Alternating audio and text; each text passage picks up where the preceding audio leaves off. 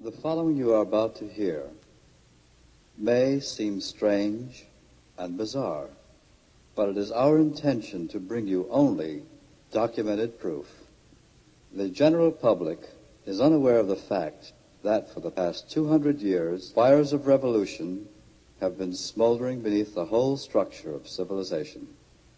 In 1953, the California Senate Investigating Committee on Education released its 11th annual report. On pages 169 and 170 of that document, we find the following words, quote, "So-called modern communism is apparently the same hypocritical and deadly world conspiracy to destroy civilization that was founded by the secret order of the Illuminati in Bavaria on May 1st, 1776. The recognition of May 1st, 1776, as the founding date of this world revolution conspiracy is not hard to understand when it is realized that May Day is frequently celebrated even in recent times by rioting and bloodshed on a worldwide scale. It was not until 1847 or 48 that the communist conspirators who had theretofore operated in secret came out into the open with the Communist Manifesto by Karl Marx and Frederick Engels, boldly proclaiming against practically everything upon which civilization is based: God, religion, the family, individual liberty, and so forth. The concluding paragraph on the manifesto reading, "Communists scorn to hide their views and aims. They openly declare that their purpose can only be achieved by forcible overthrow of the whole existing social order. Let the ruling classes tremble at the prospect of a communist revolution. Proletarians have nothing to lose but their chains. They have a world to win. Proletarians of all lands unite."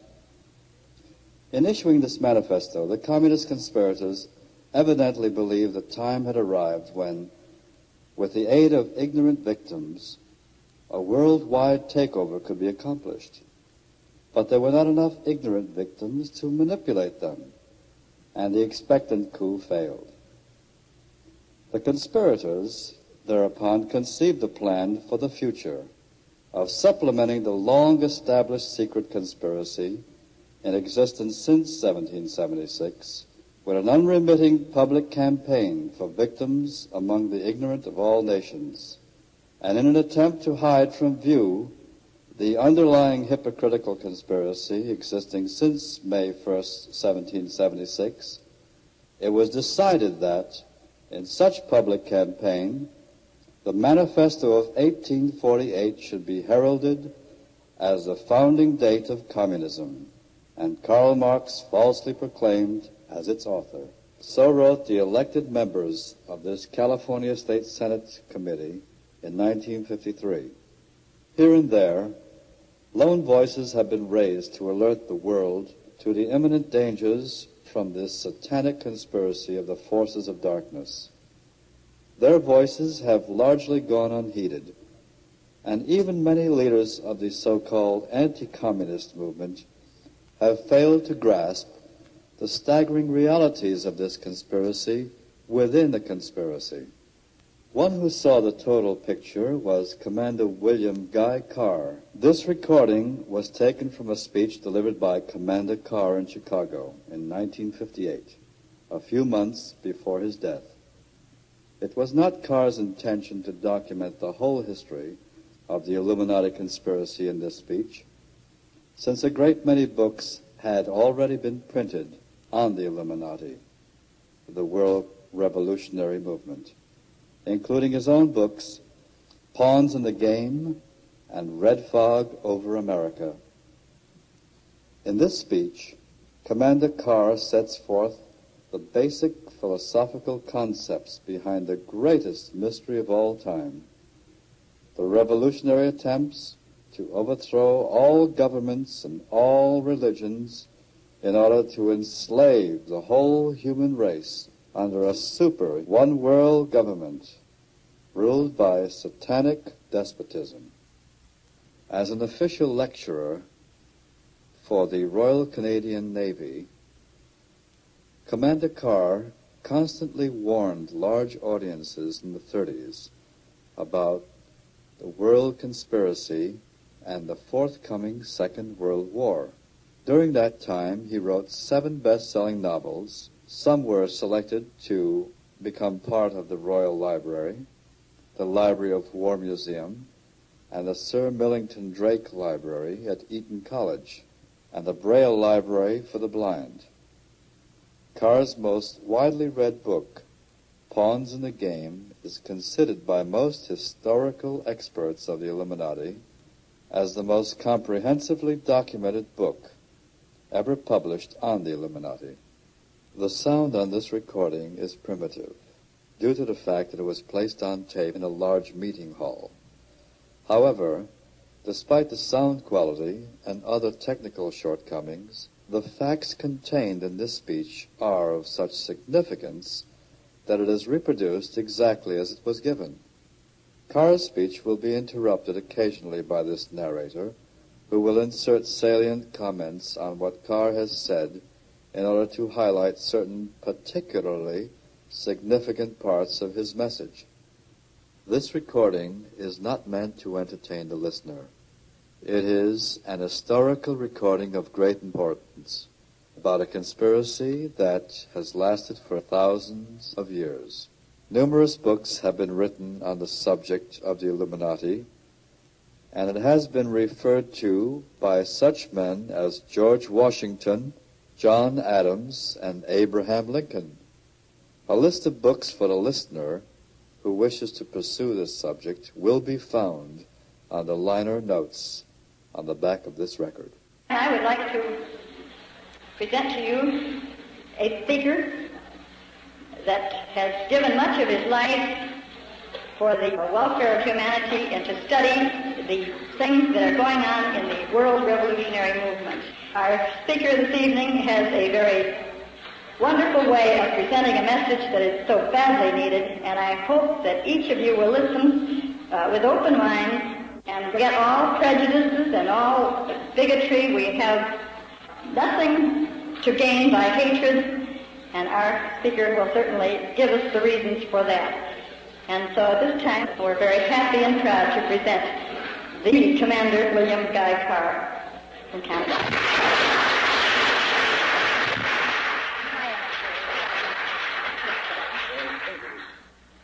Madam Chairman, ladies and gentlemen, the inspiring words of the song that you have just sung, Parallel Hours in Canada, we sing, O Canada, ask God to save our Queen, but all citizens of countries that we still speak of as being free are in the same boat. Unless we be doers of the word as well as hearers, unless we translate what we say into action, I'm afraid we are going to suffer the penalty of our indifference. We have the words of the Our Father. Everybody prays it.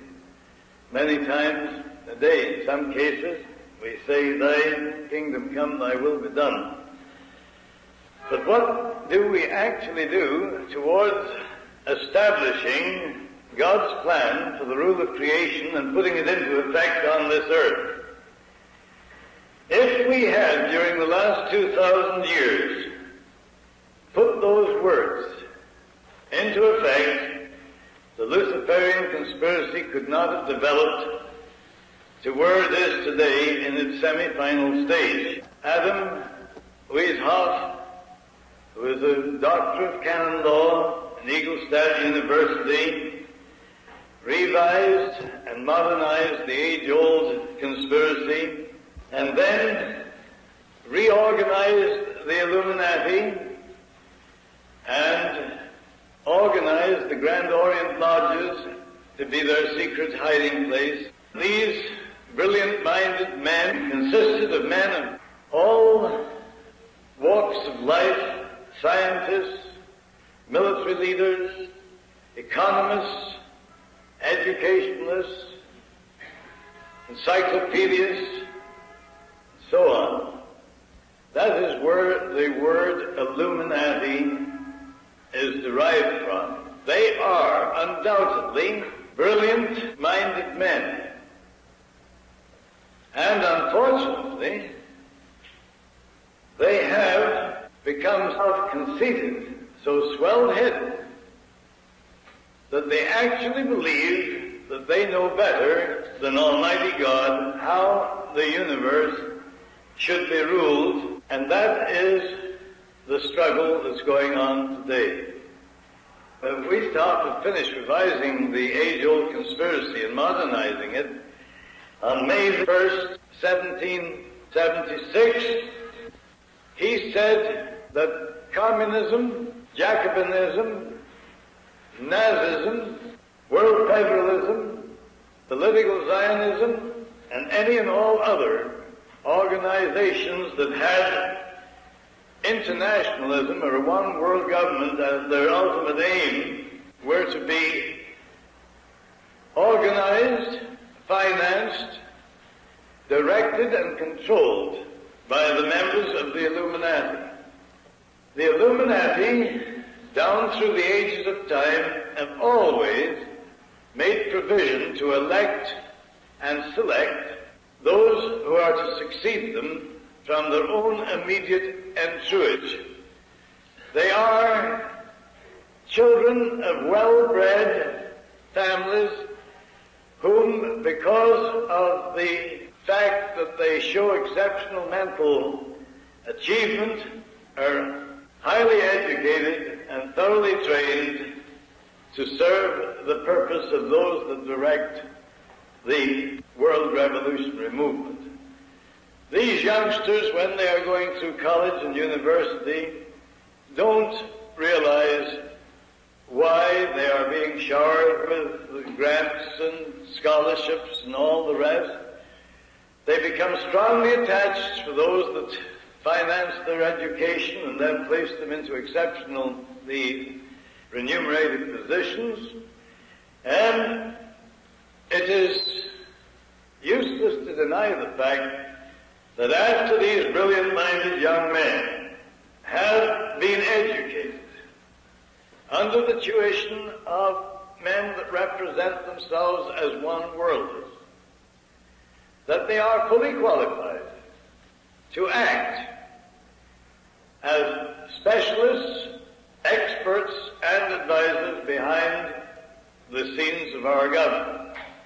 Thus it is through these men, whom we term agentur, that the governments of your country and mine, since way back in history, have been made or advised or pressured into accepting policies that have always ended in reoccurring wars and revolutions. Because the principle on which the Luciferian conspiracy is based is the ability to keep secret their plans, and for the Illuminati and their agentur to keep dividing the world's population into opposing camps in ever-increasing numbers, so that they can be armed, and after they are armed, they are built up to more or less equal in strength. We call that in military terms balance of power. And after that has been done, the Illuminati invariably produce the incident which will cause the opposing sides to fight and destroy each other, while those that foment the wars and revolutions reap the financial benefits and sit back on the sidelines, patiently waiting for the day when all governments and religions will have been destroyed as world powers.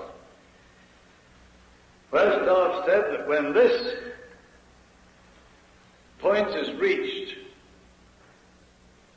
then, for the first time, they will make known to the masses the pure light of the true doctrine of Lucifer and impose it with satanic despotism.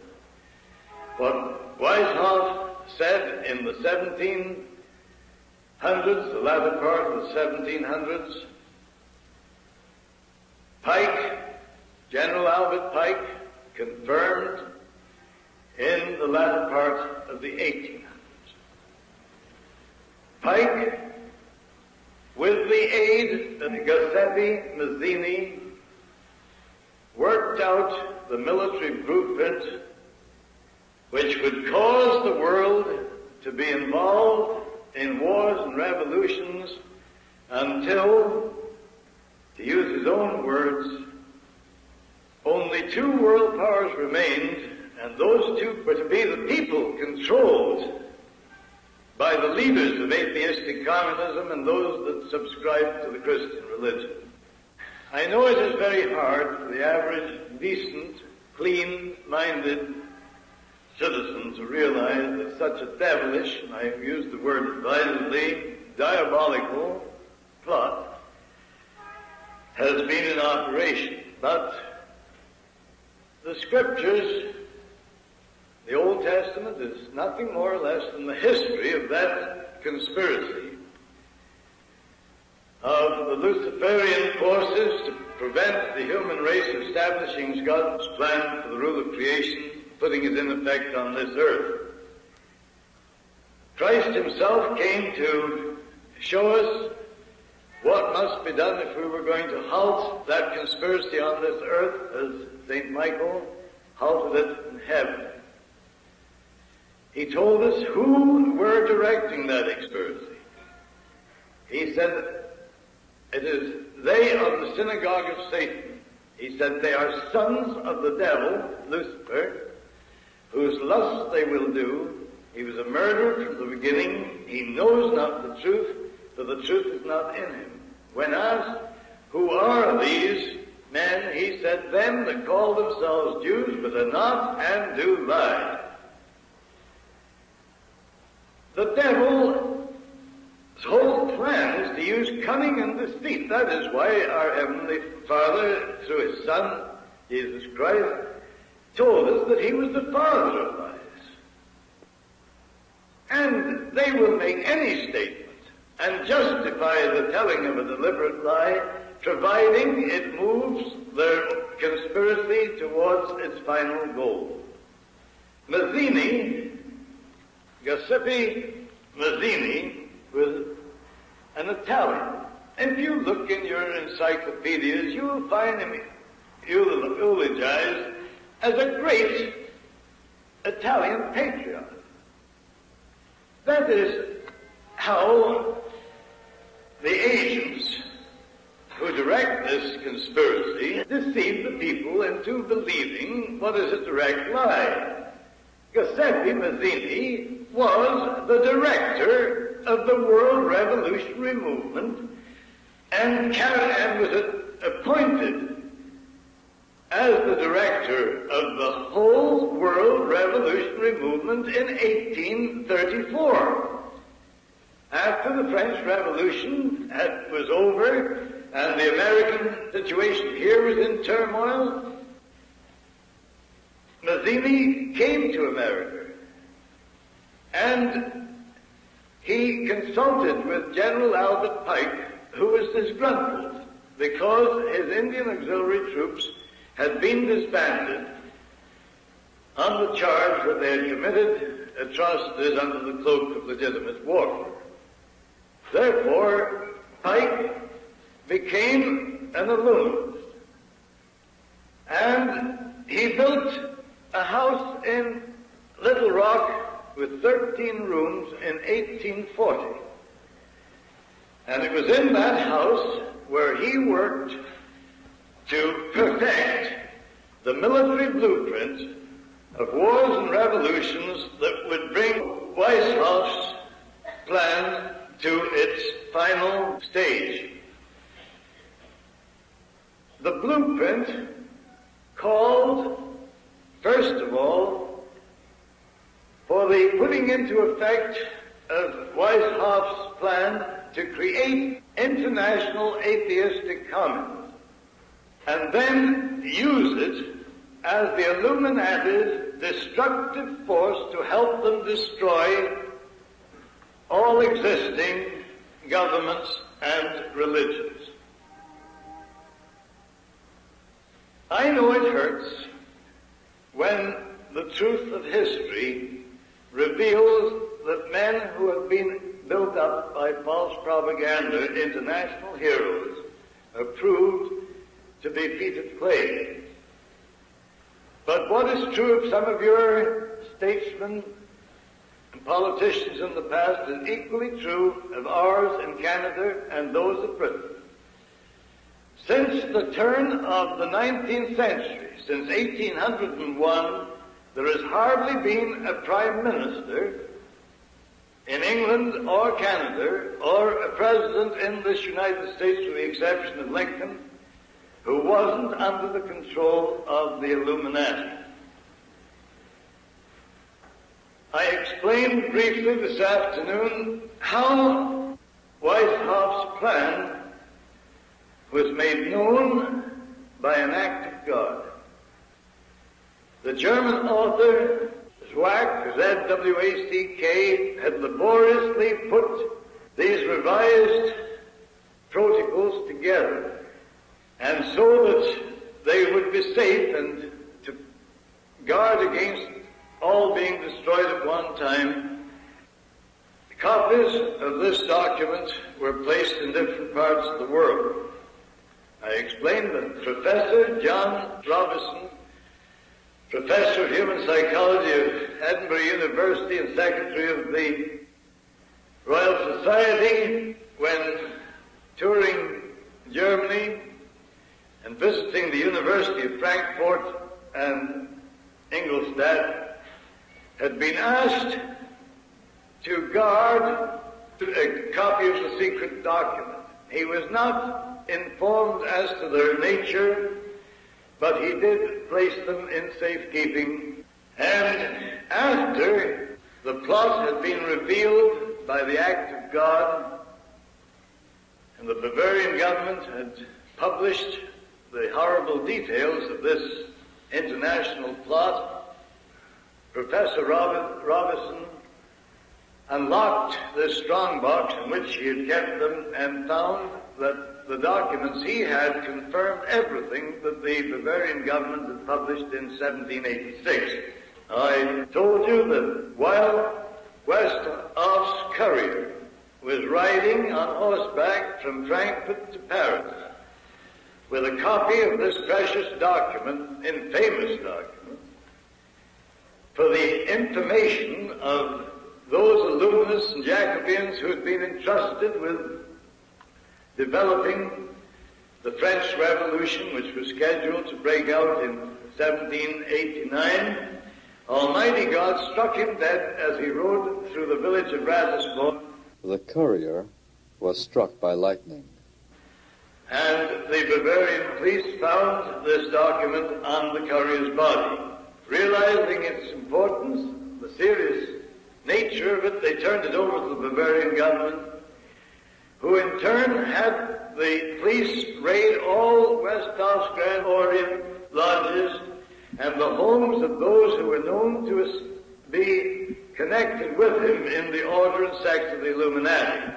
The evidence thus obtained confirmed the document as being genuine, and it was published in 1786 under the title, The Original Writings of the Order and Sect of the Illuminati. Copies of this document were sent to the heads of church and state throughout Europe. But such was the power of those experts, specialists, and advisors who had been infiltrated behind the scenes of government that they persuaded the crowned heads of Europe and the heads of church to ignore the warnings by telling them that it was part of a huge hoax, and if they took any notice of it, they would be brought into ridicule. When this plot was discovered, the Bavarian government closed the lodges of the Grand Orient, outlawed Professor Weishaupt and disbanded the Illuminati. And with the devilish cunning with which they are inspired, Weishaupt pretended that the plot had come to an end and that he had become reconciled with God. But the word God can apply equally to Lucifer as it does to the Supreme Being that we worship. And that is why people are continually being deceived by the double talk of these people.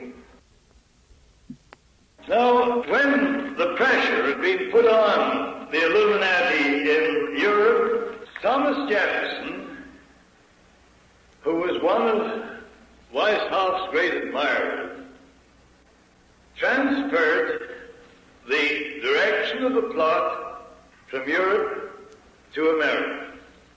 I know that that's hard to take, but remember, we cannot judge Jefferson or any of those with whom he became associated. He may honestly have believed that only a one-world government would bring an end to continuing wars and revolutions.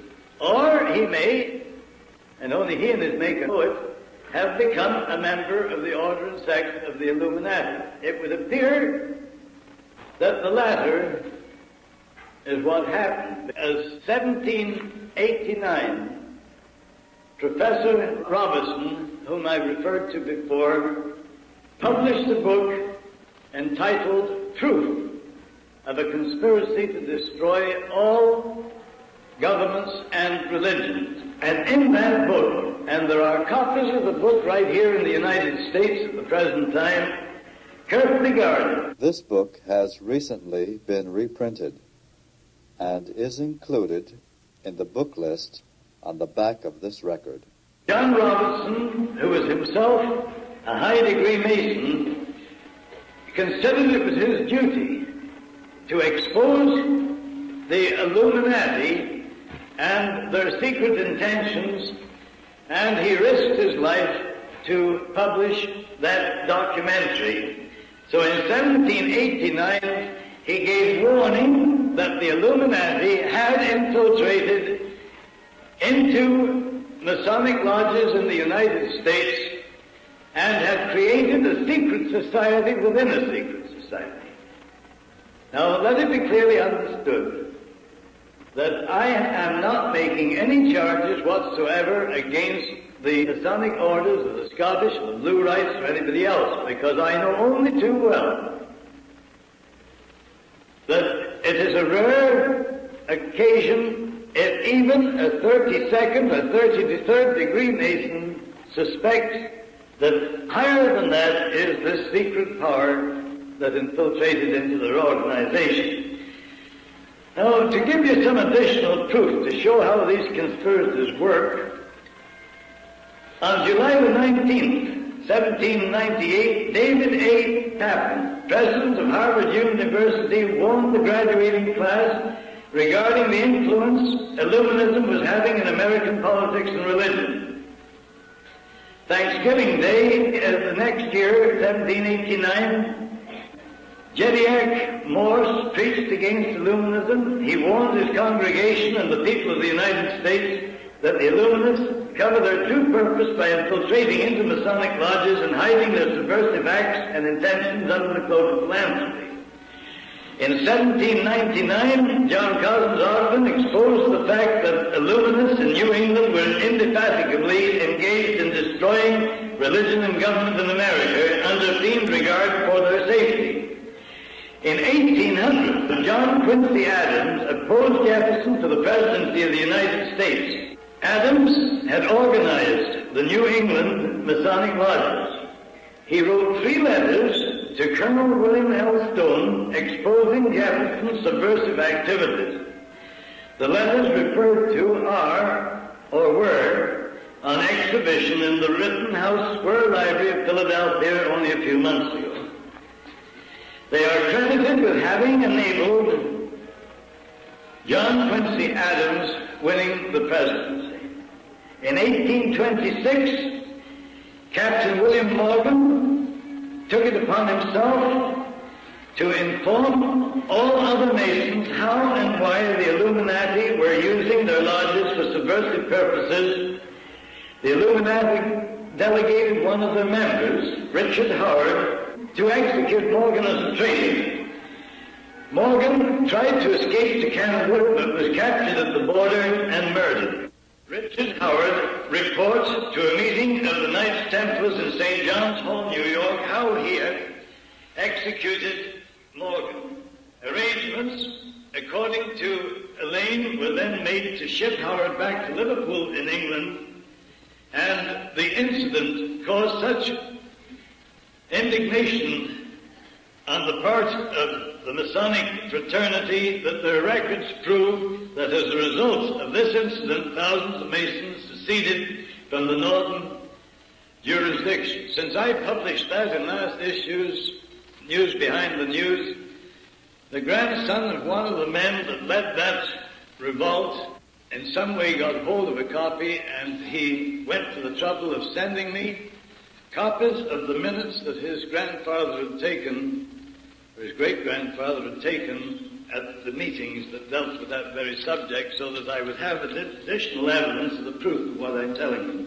In 1829, I just tell you these things because it shows how this conspiracy moves year by year and right up to the present day. In 1829, an English Illuminist named Fanny Wright.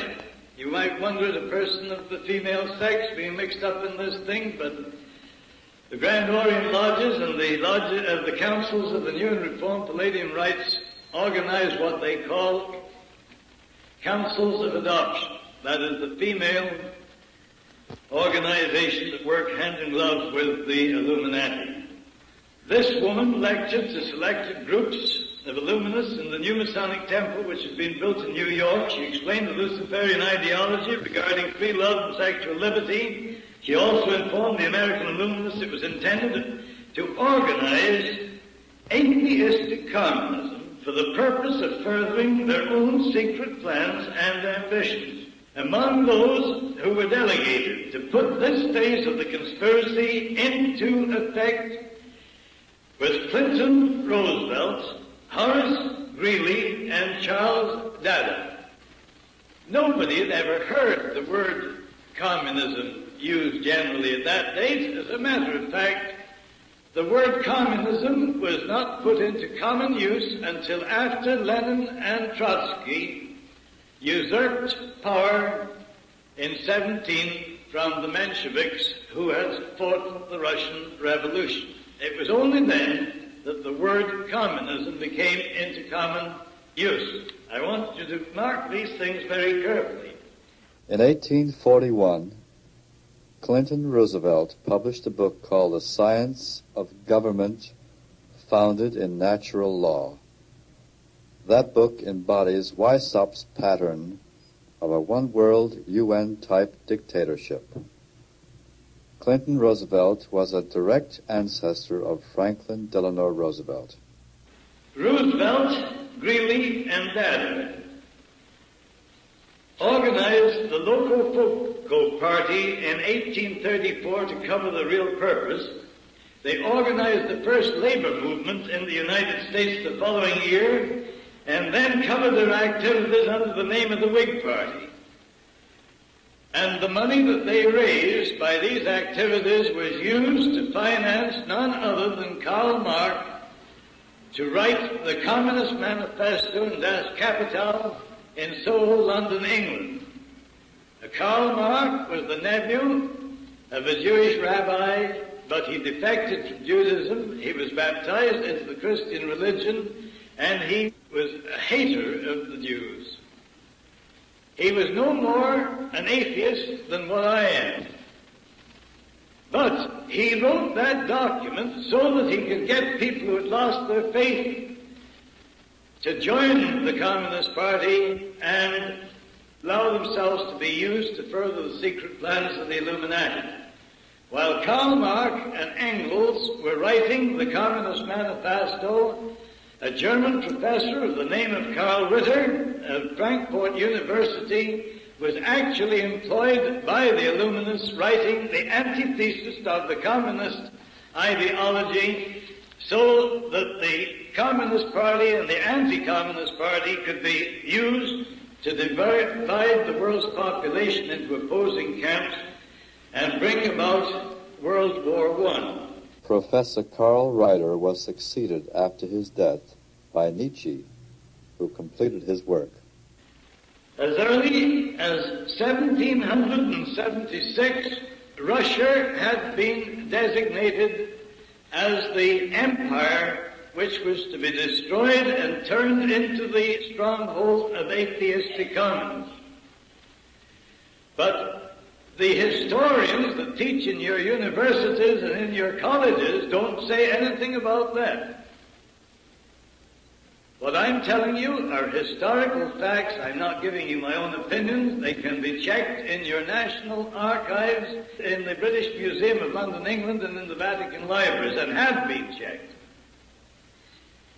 When Giuseppe Mazzini was brought in contact with Pike, the two worked on this military plan to divide the countries of the world into opposing camps, and World War I was to be used to enable them to overthrow the powers of the Tsar and turn Russia into the stronghold of atheistic communism.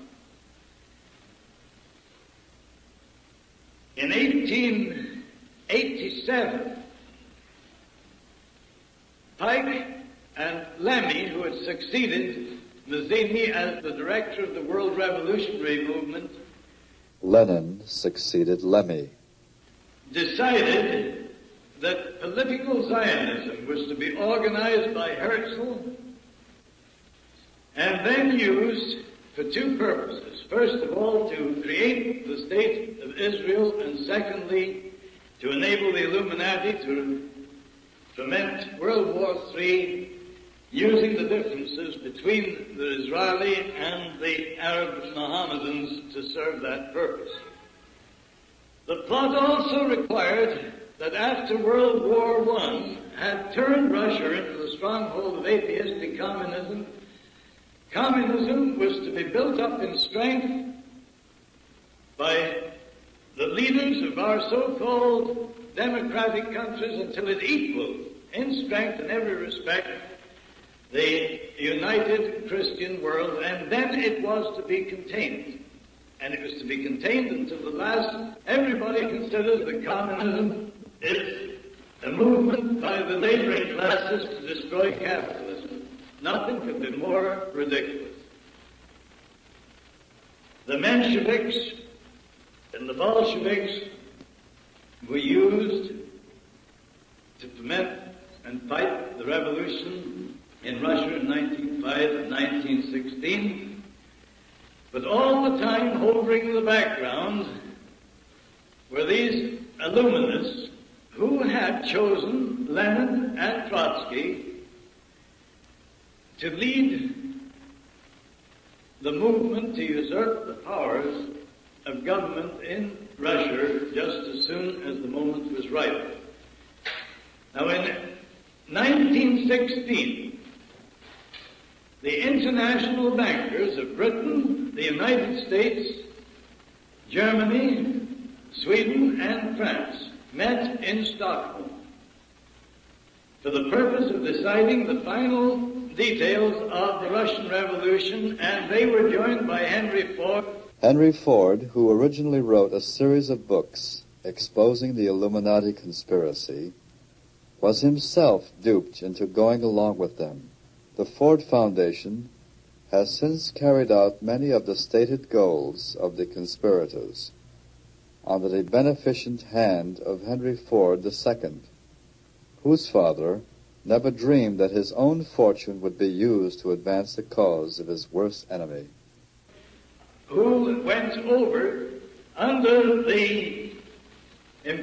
gave the world the impression that he sailed in that famous peace ship. Well, of course, there's different kinds of peace. We know that the communists today are talking peace, but that they mean the peace that will be had when all other opposing forces have been destroyed. The average communist doesn't know that he also is to be destroyed in the final phase of the conspiracy. And it was by making these facts known to the leaders of the Communist Party in Canada that we split the Communist Party right down the middle in 1957. We supplied them with copies of a letter that Albert Pike had written to Mazzini on August the 15th, 1871, the year before Mazzini died, and that exposed the whole diabolical aspect of the conspiracy. Lenin and Trotsky were not atheists. Lenin had been initiated into the order and sect of the Illuminati in Switzerland, where Trotsky was initiated. I'm not familiar, but this will shock you. British intelligence knew exactly what was being planned, and so did your American intelligence officers, because they reported all the details of this secret meeting in Stockholm to their governments, just the same as I reported that secret meeting that happened on St. Simon's Island, February the 14th this last year. No notice was taken of it. The powers behind the scenes of government are too strong to even allow your government, which you so proudly say is of the people, for the people, by the people. And ours is just the same. But the fact remains that they deposited $50 million to the credit of Trotsky in the Bank of Sweden. And while that was being done, Lenin was being given safe conduct from Switzerland to Russia with 38 top-level revolutionary readers in a private car supplied by the high command of the German government.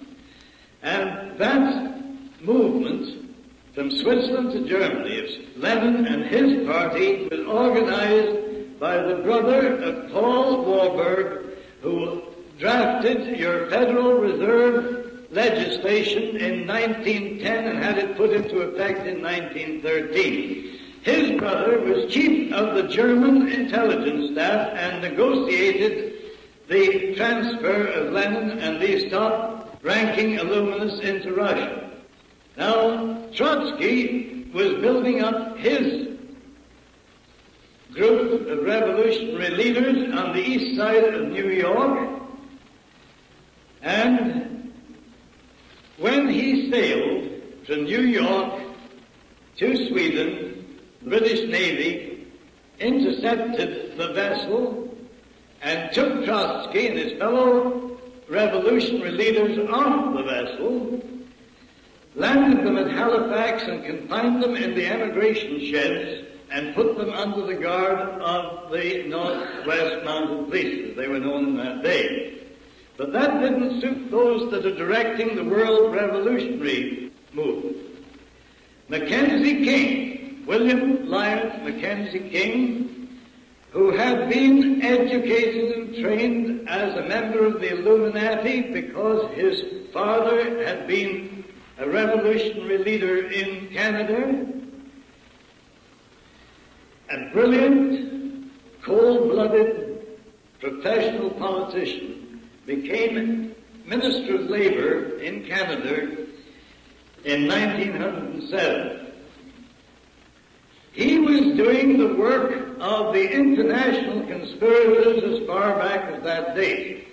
When World War I broke out, or was about to break out, Mackenzie King retired from the Canadian government and took the position as head of the Rockefeller Department of Public Relations. Now, when we had captured Trotsky and his fellow conspirators, and they had been placed in detention in Halifax, Mackenzie King was sent by the Rockefellers to Ottawa, and he issued the ultimatum that unless those men were not only released but given safe conduct to Sweden, the United States would cut off all financial and other aid to Britain and France. President Woodrow Wilson, who said time and time again, "I will not let our boys die on foreign soil," was a stooge of Colonel Edward Mandell House, an errand boy for the hierarchy of the Illuminati in America, the Rockefellers, Bernard Baruch, Jacob Schiff, etc. Wilson wired the British government demanding that Trotsky and his men be released, or the United States would not enter World War I as agreed upon. So, to prevent defeat, we took the lesser of two evils, and Trotsky was put on board another ship, and we had the humility of escorting that man to the entrance of the Baltic Sea. These are the things that of international intrigue that's going on all the time, and you're not allowed to know a thing about it. As soon as the war was over, well, I'm not going to go into all the details of the Russian Revolution, but you know that Trotsky and Lenin did take over the powers of government in Russia. Now, the normal people talk about 98% of those men that went with Lenin and Trotsky into Russia to usurp the powers of government being Jews. That's a perfectly correct statement if we use the word Jew as it is generally used. But remember this, they entered Russia in the August and September of 1916. When Lenin died in 1924, there was not a single member of the First International of the Communist Party left alive or out of exile, except one or two who were initiated as members of the Illuminati. All the others, after they served their purpose, were liquidated, as happens to everybody that serves the Illuminati, whether they know it or not. As soon as they have served their purpose, they're wiped out with as little compunction as you and I would swat a fly. Now, the Nazism, as had been founded by Professor Carl Ritter, the same year, 1848, that Karl Marx wrote the Communist Manifesto, had to be used to foment World War II for the purpose of destroying the German Empire and reducing the strength of the British Empire so it was no longer a world power. And we'll know that that is exactly what happened. But according to the Pike Plan and this overall revolutionary blueprint, it also had to be used so that the political Zionist Party would be given a sovereign state in Palestine, where the differences between political Zionism and the Arabs would and could be used to foment World War III.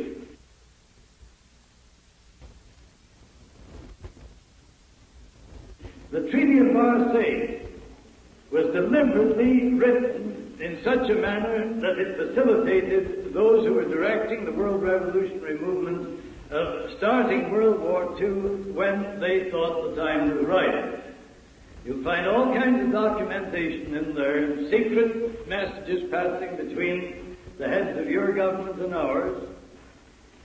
And let me tell you this, some friends of mine, high-ranking British officers, and some of your own countrymen, did everything within their powers to try and prevent World War II breaking out.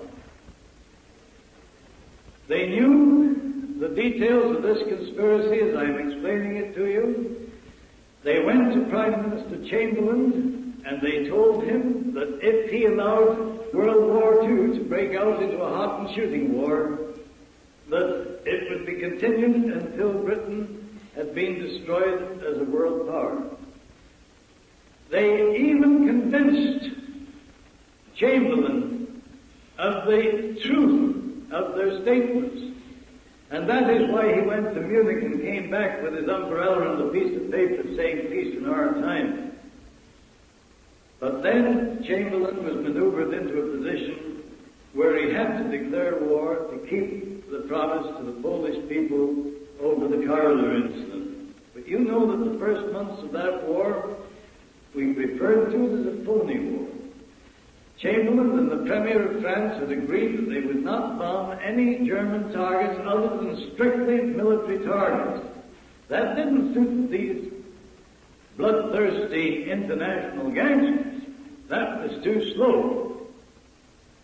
So they gave orders that Chamberlain had to be got rid of, and Chamberlain didn't know what to do. He told Commander Ramsay, a very highly decorated officer in Army intelligence, and a man who was a member of Parliament for Peeblesshire in Scotland, he said, if you will only get me definite evidence of what is going on behind the scenes, he said, I will put a stop to this war.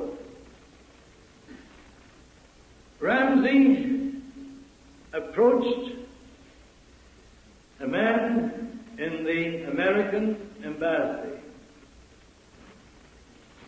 and he told him, if you will only give me copies of the secret correspondence and signals that was passing between Churchill and Roosevelt, and let me have them just long enough to show the Prime Minister, he says, we'll end this war.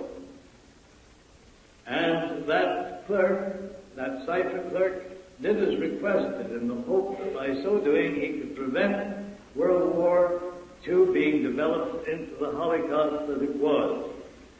That man was Tyler Kent.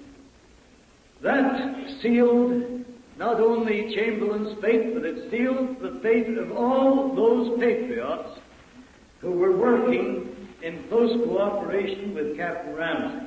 And the powers behind the government insisted that there be an election. Churchill was elected Prime Minister. On February 8, 1920, Sir Winston Churchill, before his forced acceptance in the Illuminati, wrote an article that was carried in the Illustrated Sunday Herald.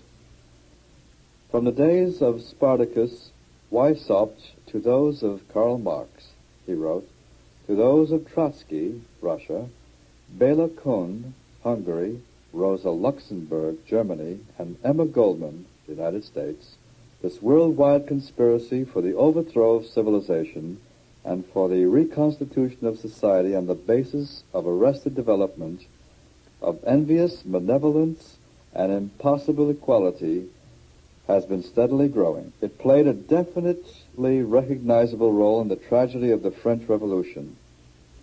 It has been the mainspring of every subversive movement during the 19th century.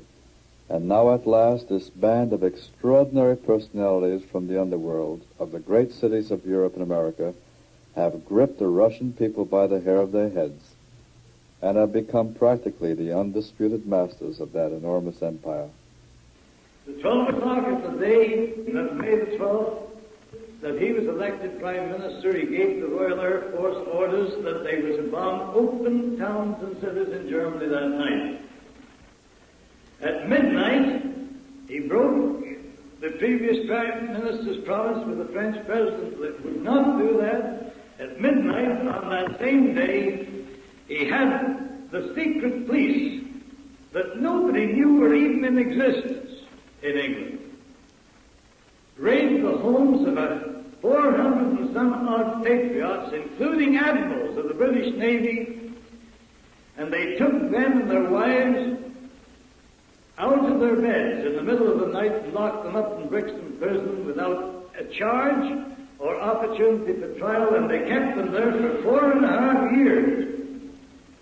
I'm not telling you a fairy tale. I'm quoting historical facts. The people of England have never been allowed to know that yet, and yet I have Admiral Sir Barry Donville, with whom I am in constant correspondence, and I served with his brother in the First World War on the same ship, and I know every detail of everything that happened about that. Admiral Donville was one of the finest and most capable British admirals that our country produced. He was the greatest fighting admiral that we had in the First World War. He fought and won more engagements in and around the Bight of Heligoland than any other British admiral. He was 4 times decorated by the King with the highest honors that could be conferred on him, and after the war, he was put in charge of all naval establishments and then made Director of Naval Intelligence. Admiral Donald told me that he was 58 years of age before he began to suspect that the secret power that seemed to be able to cause our governments to adopt policies that led to their own destruction was the Illuminati. After World War II had served its purpose, and Nazism had been used to serve the purpose of the Illuminati, those who had directed the war on the German side were ordered liquidated. But so that it would be made look legal and nice, we had the Nuremberg trials, where they were legally murdered. Now, anybody that served in a high-ranking position in your Navy, the Canadian Navy, or the British Navy, knows that we have to obey orders. And those orders are given by the politicians, the civilians. Admiral Bacon, one of our British admirals, had the courage to write to Mr. Churchill in the First World War and said, "Sir, fighting the enemy is a pleasure. Fighting you politicians is the damnedest headache a man could inflict on himself." That was what Admiral Bacon, who was one of these gruff old fellows, and he didn't give a continental cuss for all the politicians this side had hated. And he wrote that to Mr. Churchill. Now, as a result of the Second World War, the United Nations was formed.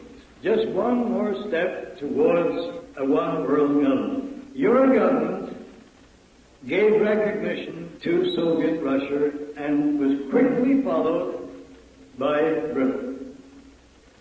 If you remember, the Bolsheviks became so powerful due to the aid we had given them that we had to fight a war of containment in 1919, 1920, and 1921.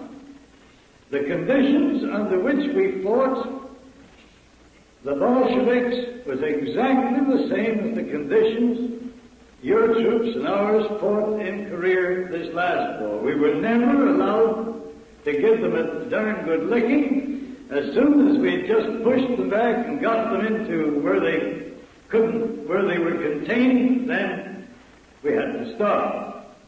We weren't allowed to deliver the knockout blow. Good Lord, Bolshevism, or as we know it today, international communism, could have been absolutely wiped out in Russia between 1919 and 1921. But that wasn't in accordance with Weishoff's or Pike's plan. That plan said it had to be built up until it equaled in strength the whole of United Christendom. Now, is there any person in this audience can deny that during World War II, international communism was not built up until it equaled in strength the whole of United Christendom? What about Yalta, Tirana, Potsdam? Stalin took all they offered and asked for more. And because it suited the purpose of those directing international intrigue at the top, he got all he asked for. And those that were working with him, the three big men, thought Stalin was playing along with them. I think history will prove that Stalin went so far as to agree that FDR would be the first king despot.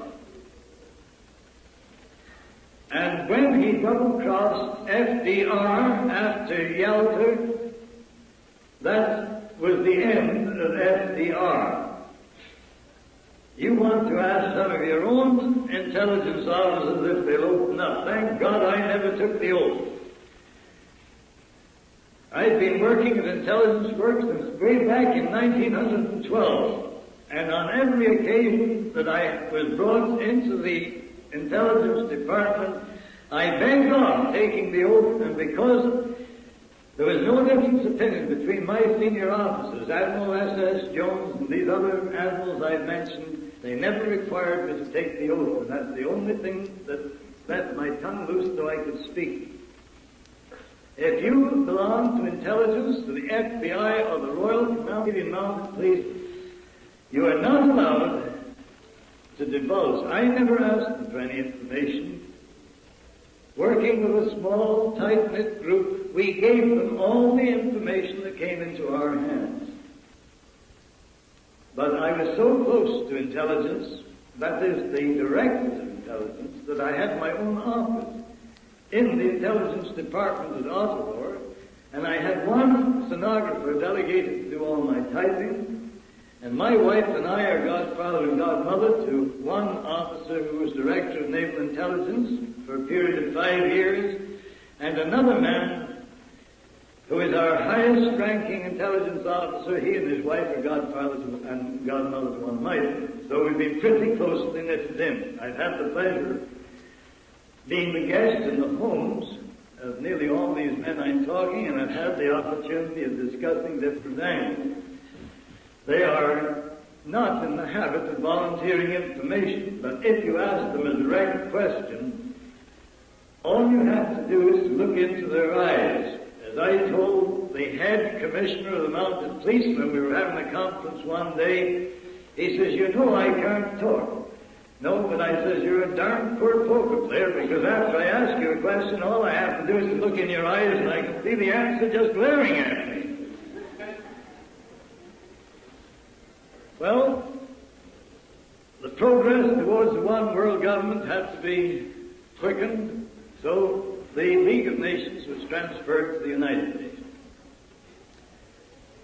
Now, going back to where I began my story and told you that this world revolutionary movement started in the celestial world when Lucifer challenged the right to Almighty God to be the supreme authority on the grounds that his plan for the rule of the universe was weak and impractical, because it was based on the premise that lesser beings could be taught to know him, love him, and serve him out of respect for his infinite perfections.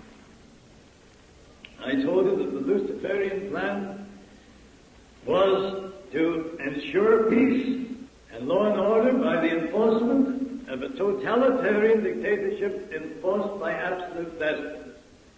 That theory is what is being put into force here today.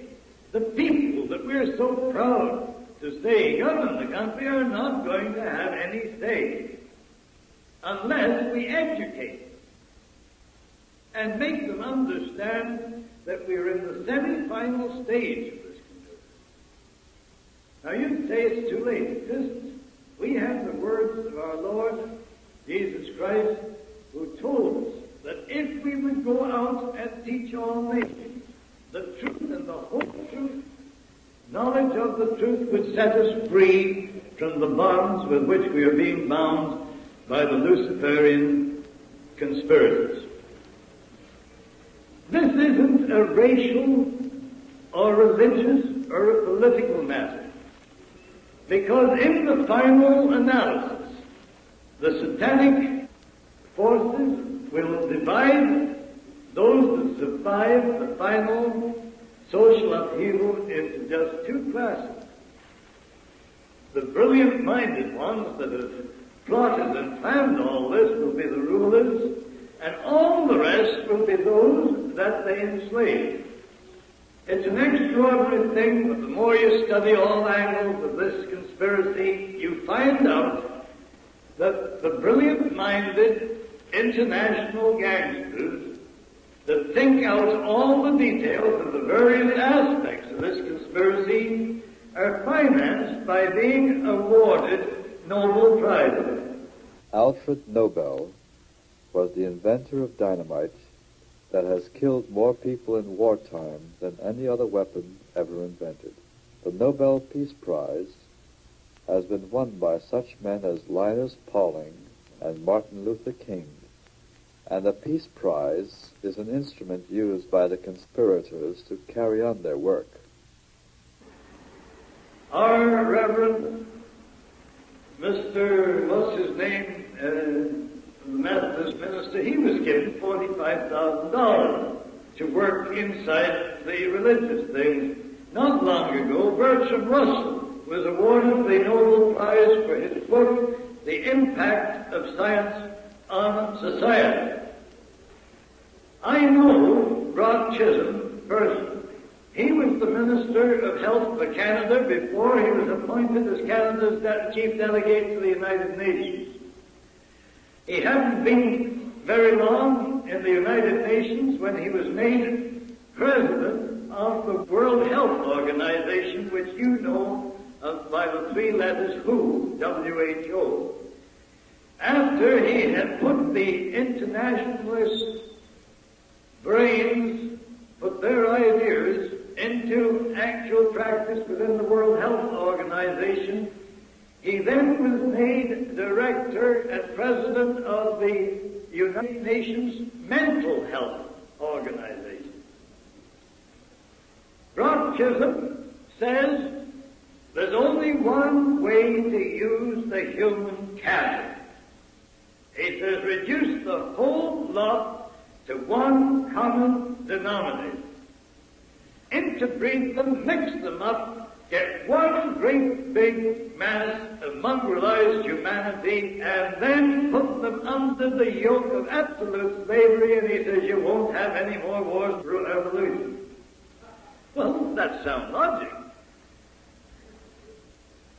If the ruling class that consider they know better than Almighty God how to rule the universe get away with what they're working at, all the rest will be classified as goyim. And the word G-O-Y-I-M does not mean Gentile. It means human capital. That is the definition of that word. This play of words is confusing everybody. The whole diabolical plan depends on the agents of the Illuminati causing bigotry, hatred, on religious, political, economic, any other major issue, so that they can get us divided and throw us at each other's throats. Now, I have mentioned that when this conspiracy has developed to the final stage, that is after World War III, that the greatest social capitalism that the world has ever known is to be provoked by the Illuminati.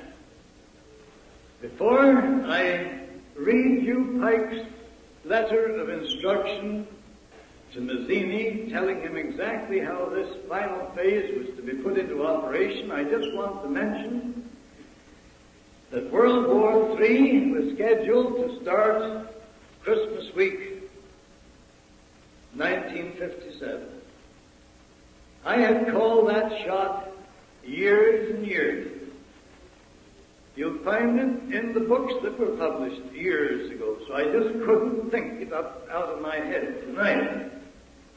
I said that if we permitted World War III to be developed as intended, the year 1960 would be the year of no return. You'll find those statements in my book. I have no reason to withdraw them or even to qualify them. I watched what was going on in certain areas of this world, and where I couldn't observe the things personally, friends of mine helped. Weishaupt and Pike had both said that those brilliant-minded international gangsters that were determined to enslave the lesser beings were to provide for their own safety and protection by establishing sanctuaries before each of the succeeding wars broke out. And that pattern has been maintained ever since the French Revolution, which broke out in 1789. In no revolution, be it the French revolutions and the Sweet Revolution, the Spanish revolutions, the German revolutions, the British revolutions, your American revolutions, the Austrian or any other revolution, have any of the members of the Illuminati or their families been harmed, nor has their properties. They were always safely hidden away in sanctuaries. That is why Switzerland was the biggest sanctuary of the lot. It was made a neutral country, so those directing both sides of the wars could meet and discuss how they would continue them or bring them to an end. With the advent of the atomic bomb, they just didn't know what to do, because before they could let the masses use atomic weapons and nerve gas to destroy themselves in still greater numbers, they had to know what part of the earth's surface was safe for their own miserable hides. They couldn't afford to get contaminated with atomic fallout, or to be burnt with nerve gas, which means death. So what did they do? After the two bombs were exploded on Nagasaki and Hiroshima, they started a series of explosions all over the world. Britain, Soviet Russia, Australia, the United States, whose governments are all controlled at the top by these devils in human form. They popped off a bomb here, they popped off a bomb there, and they had the nuclear scientists all over the world measuring the atomic fallout so that they could find, if possible, places in which they could be perfectly safe while we were cutting each other's throats from ear to ear. It is not generally known, but Germany could have won World War II hands down. But they were not allowed. These Illuminati, who were behind the government of Germany, had strict instructions that the German Empire and the Nazi Party were to be destroyed. And I defy any member of the American High Command to deny this statement. The German army had sufficient nerve gas stockpiled 2 years before the war ended to have wiped out the whole population of Britain, France, and the United States had they been allowed to use it. Now, nerve gas is the most lethal weapon. The Satanic inspiration has enabled the mind of man to discover this. It is nothing more or less than the pure essence of fluorine gas.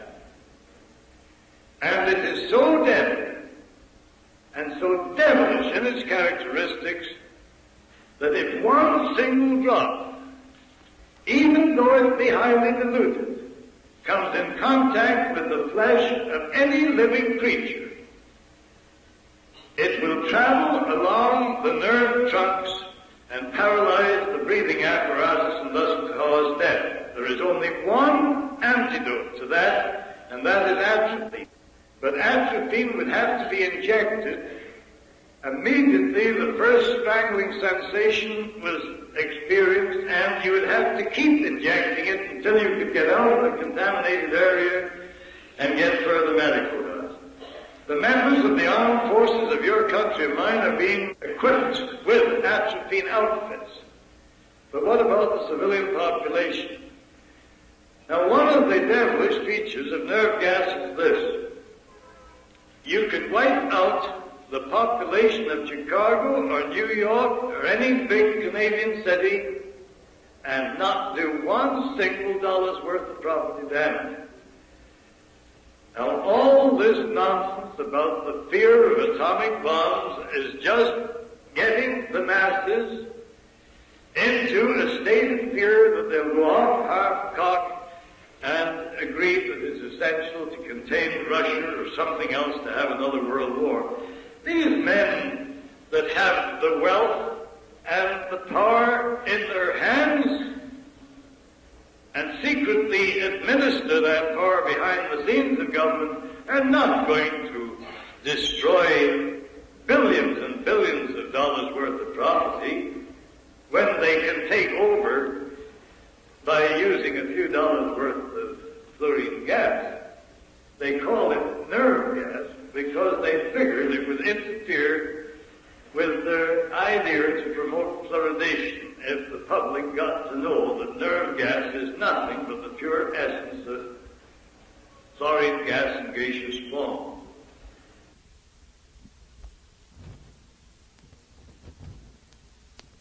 After studying the weather conditions that had prevailed over 50 years and studying the atomic fallout and the deposit, nerve gas deteriorates very quickly.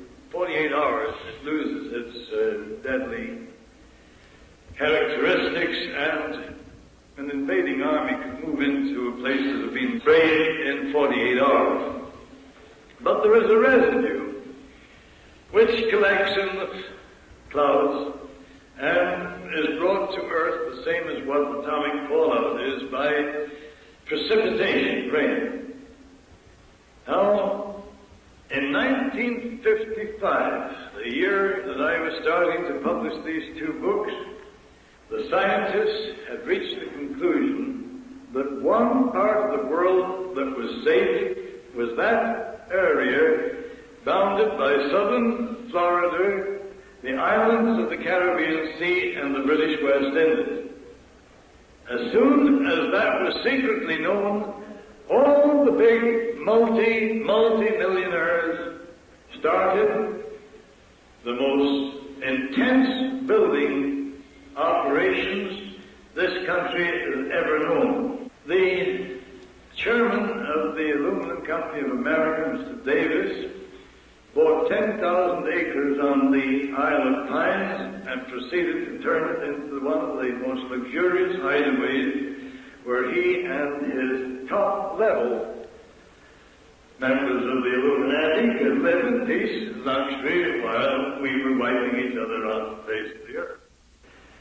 Britain was so concerned about the increase of population in the West Indies that they financed the movement of around 250,000 West Indians out of the islands and moved them into England and Canada, paid their fares, told them it was to improve their conditions. Now, A.P. Taylor, who owns and controls the brewery interests of Canada, Hoffman, Bronfman, who controls all the distillers in Canada, and who are no more Jews or Zionists than what I am, but they control the movement at the top, and a group of their international gangsters that control the Canadian government's policy just as another group controls yours. They formed a syndicate. The first ante was $15 million, and they started to build palatial resorts throughout the West Indies and other islands of the Caribbean Sea. A bunch of your Chicago financiers and others extended Miami right down until it reaches now to Key West. All this happened after what's been called the safe area. It's a good job my nurse, when I was a kid, dropped me on my head, because she developed such a bump of curiosity that I've never recovered it from it yet. And knowing what was in the wind, I had to go down there and see for myself what was going on. That is what took me down to Florida in the February of 1957. And what did we find? They were organizing water transports between the islands. They were taking cargo ship loads of preserved and tinned foods and stockpiling them throughout the area. They were building great big water condensers, so in case of drought or lack of precipitation, they can have the sea water turned into drinking water. Vining Davis was at the back of that reclamation program in which thousands and thousands of acres of marshland in Florida was drained and cultivated and tilled so it became fertile ground for growing what you call market vegetables, small fruits and vegetables. 200,000 head of cattle were transferred from Texas into the ranches of Florida so they would be sure of a meat supply. With that amount of cattle breeding and the fish that were available in the ocean and the coastal waters, they were quite satisfied that with their ability to grow their own fruit and vegetables, raise their own meat, catch their own fish, that added to the tremendous amount of staples, such as flour and other things that have been shipped into that area by ocean-going cargo vessels, would make them absolutely self-contained. Now, because these men always like to make a project pay for itself, they rented all this luxurious accommodation that was built in 55, 56 to tourists. And they were quite willing to take them for all they've got, make them pay through the nose for this luxurious living, and they were quite welcome to pay the shot until they wanted to move down in there. And they had it all planned how to get rid of them so that they could occupy the vacated accommodation. They called the general strike of hotel employees.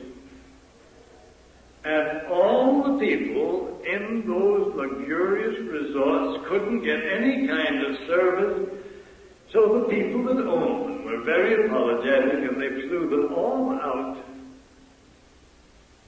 And as soon as they got rid of them, every plane leaving these northern airports were chartered to fly the big boys down in to take over the accommodation that had been vacated. Why heavens, we had some of my friends keeping a record of who were chartering the planes and the people that were going on, just the same as we checked those that were landing at Georgia Airport for the St. Simon Island meeting. And amongst the people that had their own planes chartered to take them down south just before Christmas was the heads of your international unions that had done all the negotiations to amalgamate the unions at the top. Not only the American, but the Canadian. They both had private planes for the whole bunch of the top fellows who had been serving the international. And the Labour let them get away with it. Goodness gracious me, I don't know how stupid people can get. It's so obvious. And then, when the whole thing was ready, and somebody was going to press the button, the Lord entered into the picture and took a stand. And you never saw the like of it in all your born days. I've traveled all over the world and I never saw anything like it.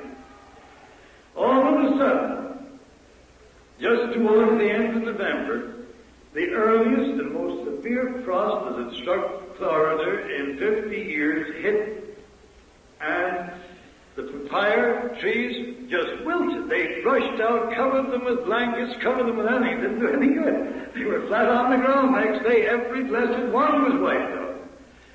The fruit and vegetables that were just getting to maturity for the Christmas market were wiped out completely. There wasn't an onion or a radish or a lettuce left. And the rain started to fall, and the wind started to blow from every direction other than was expected. And there was such complete chaos as far as weather conditions were concerned that they fired the poor little meteorologist at Tampa because he couldn't call the shots 12 hours in advance. So they fired him, and they brought the top fellow down from Washington. And when he got down there, all he did was hold his head, and he couldn't predict what the weather was going to be for 24 hours. So they had to call the war off. Too bad. Oh, we would just say. They called the war off. They only postponed it for a while. They thought that these weather conditions couldn't prevail much longer. And you know, there was such a precipitation of rain that the fallout in Florida, both nuclear fallout and fluorine, was such that 76,000 head of cattle died. 76,000 head of cattle died. The next thing that happened, Christmas week came. You never saw such beautiful weather in your life. Everybody was down on the beaches swimming and bathing. For 7 days we had perfect weather. Then the angels pulled out the plug again, and the water came down, and the wind started to blow, and the temperature was all around. I was fortunate. I was so convinced that something like this would happen. I had a great big hand-knitted woolen coat, and you know, I've been stopped a dozen times on the street by people who said, I'll give you $40 for that coat. Everybody thought I was nuts when I went down there with a great big hand-knitted coat. But boys, I was comfortable when other people were freezing to death. And then the second frost wiped out the next crop just as it was ready for market. And the cattle started to starve to death. There wasn't enough grass left on the pasture land.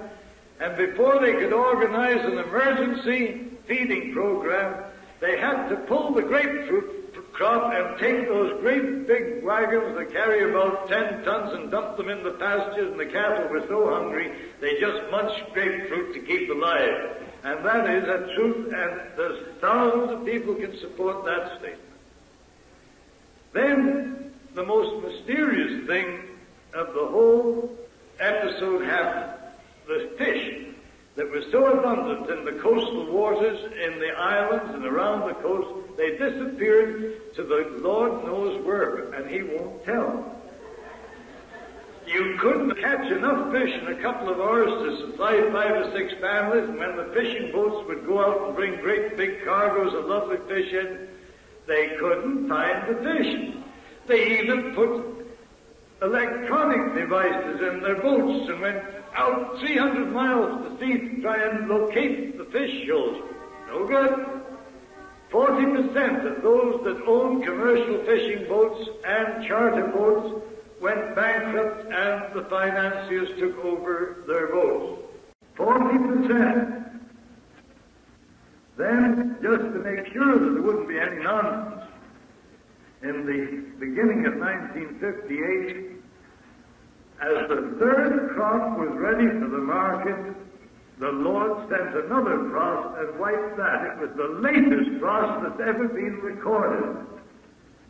So we poor suckers that were down there getting the information found ourselves paying 35 cents a head for lettuce and 29 for pieces for cucumbers and so on, all the way down the line. They even had to fly the food that we people needed there from California and Mexico and all. That's what happened down in Florida. But the scientists said that the fluorine that fell down was brought down out of the clouds by the rain, and that it is accumulated from the smoke from the chemical factories, that the smoke had gone up and lodged in the clouds, and these unprecedented downpours of rain had released it and dropped it on the grass and the pasture. Well, I don't believe that, because I know that they were frantically taking tests of Spanish moss and every other thing. I had doctors that I could rely on, and they were watching all these tests, and they just did not know what was to happen. The United Nations was taking up the matter of stopping a further atomic test because of this atomic fallout. That is what's going on in this world. Now, we started to show that the conditions which we experience today started in the supernatural world are conducted by men who are inspired by the Satanic forces, their purpose is to prevent us putting God's plan into operation so His will can be done here in heaven and what have you today in the United Nations. God has been kicked out of politics, and the name of God is rarely used except as blasphemy or oath on the lips of foul-mouthed people. But the Scriptures tell us that God is a jealous God. And I'm quite sad that He has taken measure of the satanic forces that work in this world and the feverish haste with which they are trying to bring their devilish plan into its final stage shows that they think time is running out. Now, it's all very well saying, well, don't worry, God will look after us. God has a habit of helping those who help themselves. He told us that if we were hearers of the Word and not doers of the Word, it would avail us as nothing. If the truth has been made known to us, it is our duty to pass that truth on to as many other human beings as possible. Because whether or not we can halt this devilish conspiracy before God has to intervene to save all flesh being destroyed or not, by making the truth known to our neighbors, we can at least open their eyes and make them realize what is going on so that they too can become the elect of Almighty God. That is the duty. We will not be judged according to the results that we achieve. We will be judged according to the amount of effort we put into serving His holy will during the term of our life on this earth. There, ladies and gentlemen, you have a picture. Now, I just want to read this in conclusion. Albert Pike, on August the 15th, 1871, wrote a letter of instruction to Mazzini, telling him what I have told you, and his concluding paragraph reads as follows: "We, the Illuminati, shall unleash the nihilist and atheist, and we shall provoke a formidable social catalysm which in all its horror will show clearly to the nations the effect of absolute atheism, origin of savagery, and the most bloody turmoil. Then everywhere the citizens obliged to defend themselves against the world minority or revolutionaries will exterminate those destroyers of civilization, and the multitude disillusioned with Christianity, which will be from that moment without compass, that's direction, anxious for an ideal, but without knowing where to render its adoration, will receive the true light through the universal manifestation of the pure doctrine of Lucifer, brought finally out in the public view, a manifestation which will result from the general reactionary movement which will follow the destruction of Christianity and atheism, both conquered and exterminated at the same time." The word God is used by these Luciferians just the same as we use the word God. On July the 14th, 1889, Pike had to correct the beliefs of some of his leaders in the New Palladian life who were Satan worshippers. So he wrote this letter of instruction: "That which we must say to the masses, or the crowd, is we worship God, but it is the God that one adores without superstition.